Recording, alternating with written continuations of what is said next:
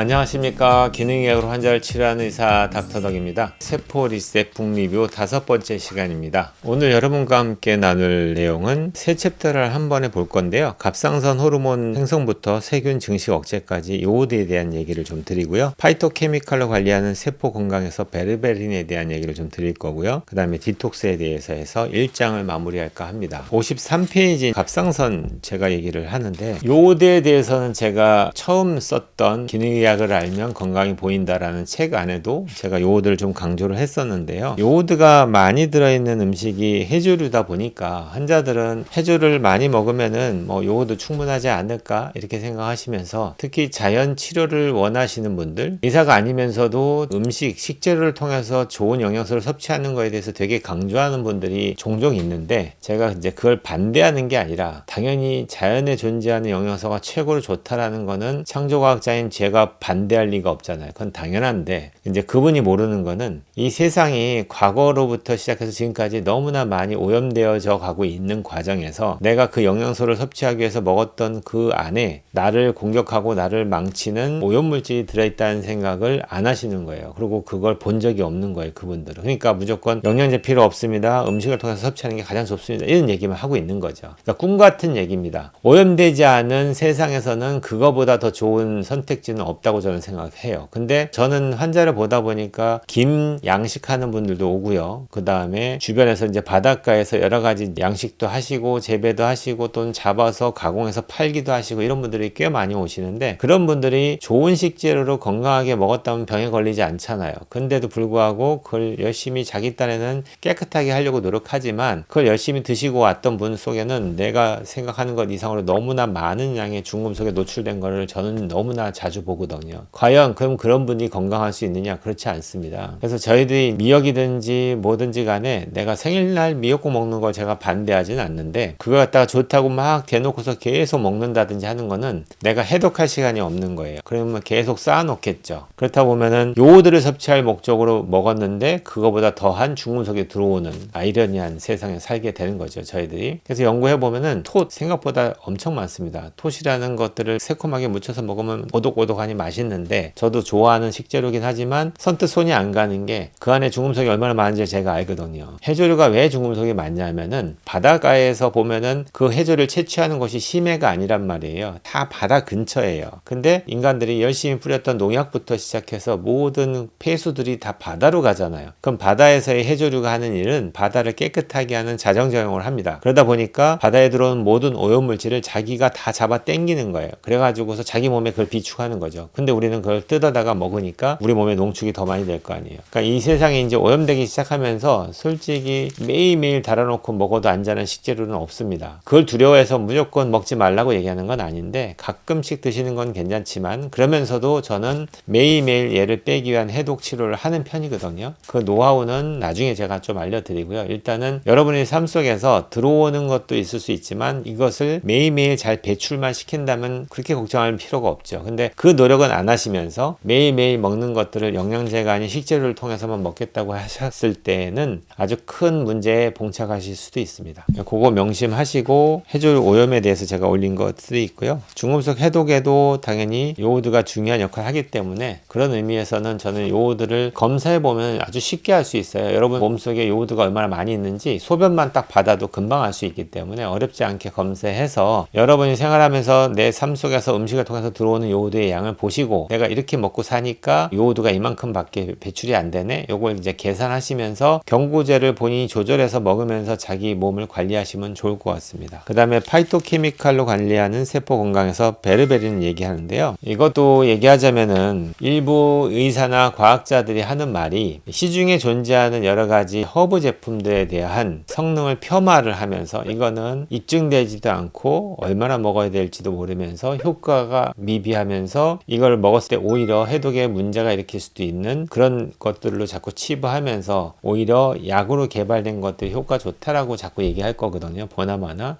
과학자들은 아무래도 좀 입증되거나 틀에 박혀 있고 딱 예측 가능한 것들 좋아할 수밖에 없어요. 그건 저도 마찬가지고. 근데 실제 허브가 효과가 없어서 그런 거냐? 그건 아니고요. 실제로 허브가 효과가 좋긴 하지만 이것들을 어떻게 안정적으로 환자들한테 투여할지, 또는 우리가 투여하면서 어떻게 될지를 좀 보면서, 귀찮지만 이런 것들을 해가면서 이거에 대한 효과를 얻을 수 있으면 좋겠지만, 문제는 이거는 이제 시스템이잖아요. 제약 시스템이고 사회 시스템이다 보니까 시스템 상에서는 돈이 오가고, 이런 어떤 물질 만능주의 사회에서는 어떻게든지 수익 구조가 만들어지는 상태로 어떤 제약 산업이든지 의료 산업이든지 모든 게 돌아갑니다. 그러니까 말 그대로 수익이 안 만들어지는 거에 대한 투자를 하지 않고요, 연구를 하지 않아요. 그러다 보니까 제약은 당연히 연구를 해서 발표를 하고 논문화 되니까 되게 많은 자료가 있죠. 그러다 보니까 의사들은 맨날 논문 자료만 뒤져보니까 그거밖에 알 수 있는 게 없잖아요. 그러니까 무조건 허브는 별 효과 없다, 의미 없다 하고 약만 권하게 될 수밖에 없는 거고요. 그렇지만 실제 허브를 잘 쓰다 보면은 제가 봐도 놀랄 정도로, 어떤 약을 갖다 쓰더라도 제가 기대했던 효과가 이만큼이라면은 어떤 경우는 이거보다 이만큼의 효과를 보는 허브도 제법 많아요. 그러니까 제가 양의사인데도 불구하고 한의학적인 어떤 약재를 잘 골랐었을 때에 내가 얻어지는 효과라는 게 제가 상상했던 걸 뛰어넘는 경우도 많다 보니까 저도 놀랄 때가 있죠. 그래서 그런 것들은 제가 이제 병원에 오는 환자들한테만 공유를 해서 안전하게, 왜냐면 제가 계속 팔로우업 하면서 볼 수 있으니까 안전한데, 그냥 이렇게 오픈한 상태에서 공유를 하게 되면은 문제가 생길 수 있는 게, 그분이 먹으면서 어떤 문제가 생겼을 때 미리미리 디텍션하고 관리가 돼야 되잖아요. 근데 그게 안 되는데 무조건 모든 사람들한테 이걸 먹으면 좋습니다 이렇게 얘기한다면은 그 책임을 질 방법이 없잖아요. 그러다 보니까 유튜브에서도 의사 선생님들이 기능약 한다는 분들이 이런 것들을 권하는 게 조심스러운 거예요. 혹시 모르니까.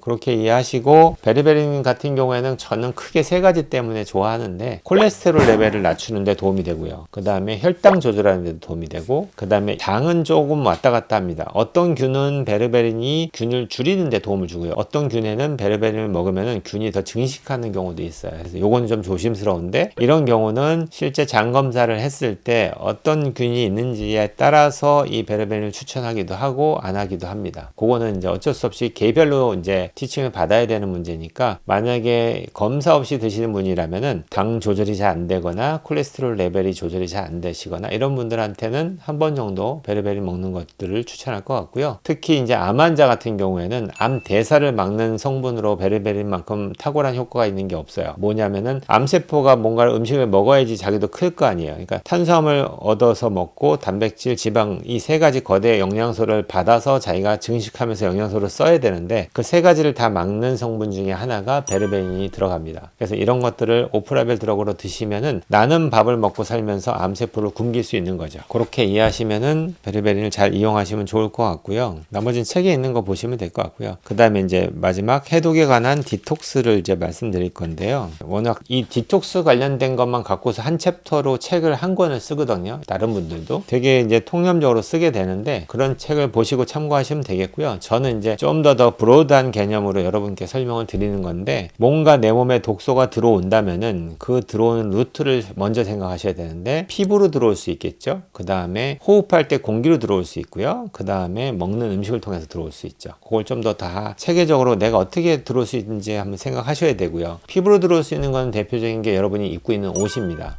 어떻게 옷이 들어오지 하고 생각하시는데, 이 옷이 대부분은 석유화학 제품을 만든 옷이 많아요. 합성 섬유부터 시작해서, 그리고 드라이클리닝 할 때 사용하는 여러 가지 약품도 있겠죠. 이런 것들이 피부에 닿으면은 하루 종일 입고 있는데 이게 내 몸에 계속 들어오니까 그게 결국엔 발암물질이니까 암을 유발할 수도 있으니까, 이걸 해독을 하려면은 피부로 들어오는 것들도 좀 조심해서 관리가 돼야 돼요. 그래서 저는 집에 있을 때는 아무것도 걸칠 게 아니고 그냥 피부에 닿는 것은 100% 면만 피부에 닿을 수 있게 관리하도록 권하는 편입니다. 그리고 외출하거나 이럴 때도 가급적 피부에 닿는 옷 정도는 면이고, 그 외에 겉옷 정도는 이제 뭐 잠바나 아니면 다른 것들은 이제 혼방을 입을 수는 있겠지만, 드라이 클리닝 하는 것도 좀 조심하셔야 되고요. 드라이 클리닝이 다 된 옷을 바로 입는 게 아니라 한 3일 정도는 베이크아웃을 한 다음에 입으셔야 돼요. 그렇게 해서 피부로 들어올 수 있는 거, 그 외에도 환경 호르몬 같은 경우에는 뭐 입욕제라든지 머리 감을 때 쓰는 거, 그 다음에 바르는 바디워시나 또는 이제 로션 같은 경우에도 그것을 통해서 환경 호르몬이 들어오니까 그것도 좀 조심하셔야 되고요. 어느 정도 내가 노출되는지 궁금하시면 검사하면 다 나옵니다. 환경 호르몬은요. 그렇게 보시면 되겠고, 그 다음에 호흡으로 들어오는 거는 TV에서 선전할 때 중국에서 날라오는 황사에 미세먼지가 있는데, 그 미세먼지를 내가 마셨을 때 유전자의 변이가 생기고 있다라는 연구 자료 논문도 발표하는 경우를 종종 보거든요. 그 정도로 이제 환경이 오염된 공기들을 마셨을 때도 내가 안 좋아질 수 있으니까, 그런 것이 이제 황사가 좀 좀 많이 유행하거나 이럴 때는 꼭 마스크 잘 착용하시고 외출하시는 게 도움이 되겠죠. 그 다음에 이제 대표적인 게 먹는 거겠죠. 우리가 먹는 음식 중에도 보면은 대부분 간과하는 것 중에 하나가 1년 동안에 먹는 음식 첨가물의 양이 24kg입니다. 우리나라 평균이요. 그러니까 1인당 1년 동안에 24kg의 식품 첨가물을 먹는데 그 중에 제일 많은 부분이 역시 보존제죠. 방부제라고 얘기하는데 이런 것들을 우리가 먹는다는 얘기는 대부분 다 공장에서 만들어낸 것들이 방부제를 쓸 수밖에 없잖아요. 자연 그대로의 원재료가 아니고. 그렇기 때문에 이것을 좀 줄이는 노력을 하시는 게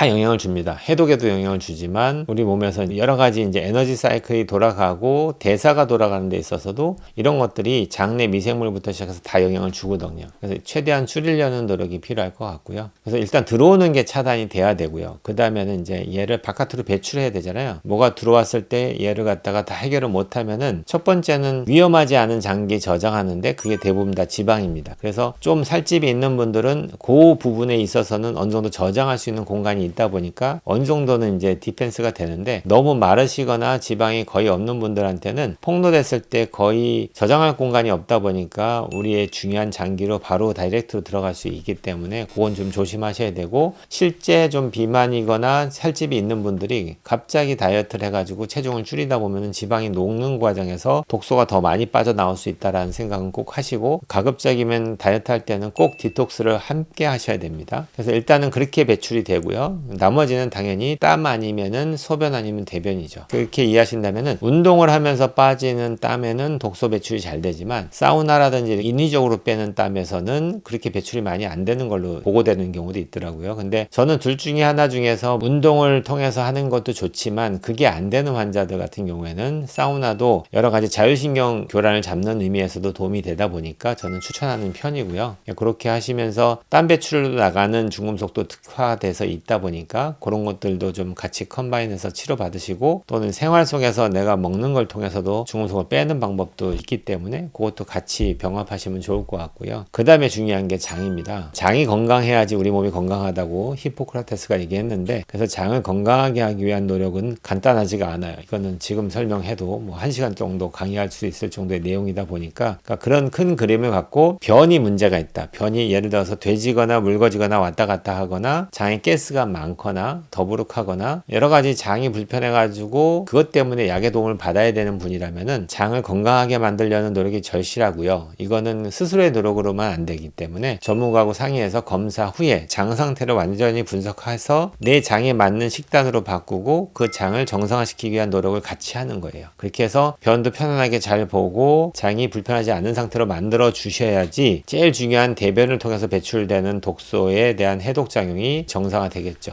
그렇게 이해하시고 몸 관리를 하면 좋을 것 같습니다. 오늘 여기까지 공부하는 걸로 하겠습니다. 온 국민이 건강해지는 그날까지 닥터덕은 여러분과 함께 합니다.